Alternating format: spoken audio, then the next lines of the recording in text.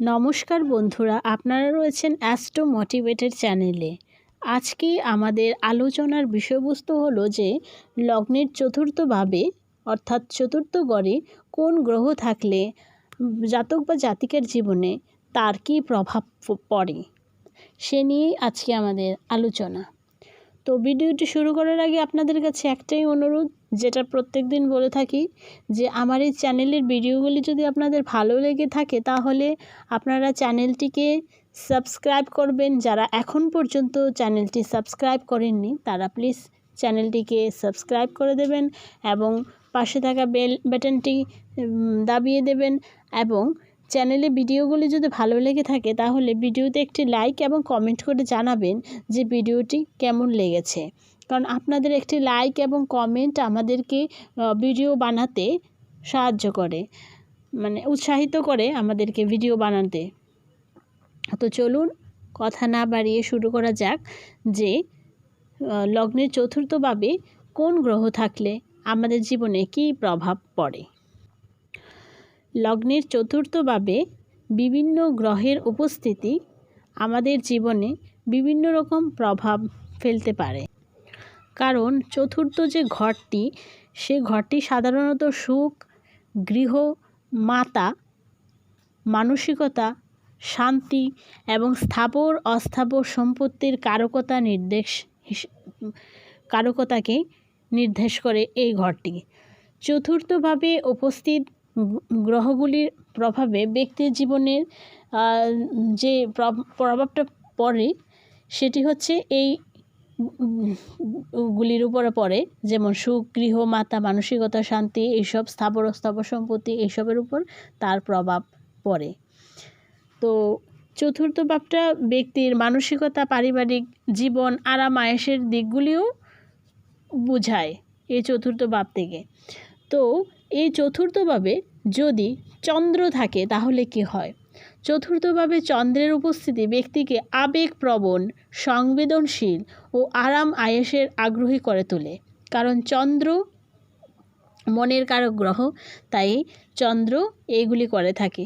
চন্দ্রের শুভ প্রভাবে ব্যক্তি মায়ের প্রতি শ্রদ্ধাশীল ও পারিবারিক জীবনে সুখী হন। চন্দ্রের শুভ প্রভাব, চন্দ্র যদি শুভ থাকে তাহলে। এবার সূর্য থাকলে কি হয়, অর্থাৎ রবি গ্রহটি থাকলে কি হয়? চতুর্থভাবে সূর্য থাকলে ব্যক্তি প্রভাবশালী হয়, সে ব্যক্তি খুব প্রভাবশালী ব্যক্তি হয়, আত্মবিশ্বাসী হয় এবং নেতৃত্ব দেওয়ার ক্ষমতা থাকে। সে খুব ভালো নেতা হতে পারে যদি চতুর্থভাবে রবি থাকে তাহলে। তারা সাধারণত তাদের বাড়ি এবং পরিবার নিয়ে গর্ব করে, কারণ তাদের পরিবারটা খুব এরকম পরিবারের হয়ে থাকে ওরা, তা নিয়ে তারা সাধারণত গর্ব করতে পারে। তাদের একটি শক্তিশালী মানসিক ভিত্তি থাকে। তারপর আসছি, মঙ্গল যদি চতুর্থভাবে থাকে তাহলে কি হয়? চতুর্থভাবে মঙ্গল থাকলে ব্যক্তি সাহসী, উদ্যমী এবং দ্রুত প্রতিক্রিয়াশীল হন। চতুর্থভাবের মঙ্গল ব্যক্তিকে এই রকম করে তোলে, তারা তাদের বাড়ি এবং পরিবারকে রক্ষা করতে দৃঢ় প্রতিজ্ঞাবদ্ধ হন এবং কখনো কখনো খুব রাগীও হতে পারে, কারণ মঙ্গল খুব তেজস্বী গ্রহ, তাই মঙ্গলের প্রভাবে ব্যক্তির জীবনে এটি ঘটে থাকে। এবার আসছি, চতুর্থভাবে বুধ থাকলে কি হয়? চতুর্থভাবে বুধ থাকলে বুধের প্রভাবে ব্যক্তি খুব যোগাযোগে পারদর্শী হন, অর্থাৎ কমিউনিকেশন স্কিলটা খুব ভালো হয়, সে খুব বুদ্ধিমান হয় এবং বিভিন্ন বিষয়ে আগ্রহী হন। বিভিন্ন বিষয়ে অর্থাৎ শিক্ষাক্ষেত্রে হোক বা গান বাজনা হোক বা বিভিন্ন বিষয়ে, তার শিল্পকলা হোক, সমস্ত বিষয়ে সে আগ্রহী হন। চতুর্থভাবে বুধ থাকলে ব্যক্তি তাদের বাড়ি এবং পারিবারিক শান্তি বজায় রাখতে পছন্দ করে এবং সে বাড়িতে খুব শান্ত স্বভাবের ব্যক্তিটি হয়ে থাকে। ব্যক্তি বাড়ি করে শান্তি শৃঙ্খলা বাড়ি করে বজায় রাখার চেষ্টা করে বুধ যদি চতুর্থভাবে থাকে তাহলে। জাতক বা জাতিকার জীবনে এই প্রভাবগুলি পড়ে। তবে বুধটা হতে হবে শুভ পজিশনে, তাহলে এগুলি হবে। এবার বৃহস্পতি থাকলে কি হয়?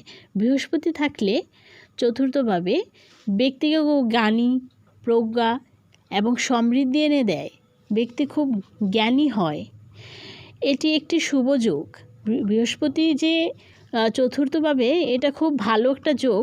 ব্যক্তি সাধারণত সুখী ও আরাম আয়েসে জীবন কাটায়। ব্যক্তির জীবনে কষ্ট জিনিসটা খুব কম থাকে। ব্যক্তি সাধারণত খুব ভালোভাবেই জীবনযাপন করে বৃহস্পতি চতুর্থভাবে থাকলে। এবার আসছি, শুক্র যদি কোনো জাতক বা জাতিকার চতুর্থভাবে থাকে তাহলে কি হয়? ব্যক্তি খুব বিলাসী, খুব শৌখিন টাইপের হয়, শিল্পী এবং সৌন্দর্যের প্রতি খুব আকৃষ্ট হয় সে ব্যক্তি। তারা তাদের বাড়ি ও পরিবারকে সুন্দর করে সাজাতে ভালোবাসে। শুক্র কি? শুক্র হচ্ছে এই শৌখিনতার কারক গ্রহ, তাই এইগুলি করে থাকে ব্যক্তির জীবনে। এবার আসছি, শনি যদি থাকে চতুর্থভাবে তাহলে কি হয়? চতুর্থভাবে শনি থাকলে ব্যক্তি দায়িত্বশীল, পরিশ্রমী ও দৃঢ় প্রতিজ্ঞাবদ্ধ হন।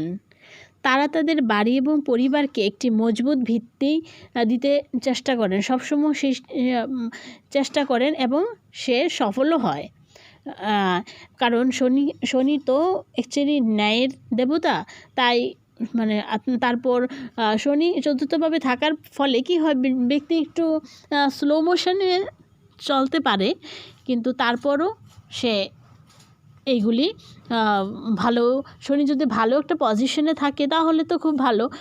যদি ভালো পজিশনে না থাকে তারপরেও সাধারণত ভালো ফল দেওয়ার চেষ্টা করে থাকে। কখনো তাদের আবেগ প্রকাশ করতে দ্বিধাবোধ করেন।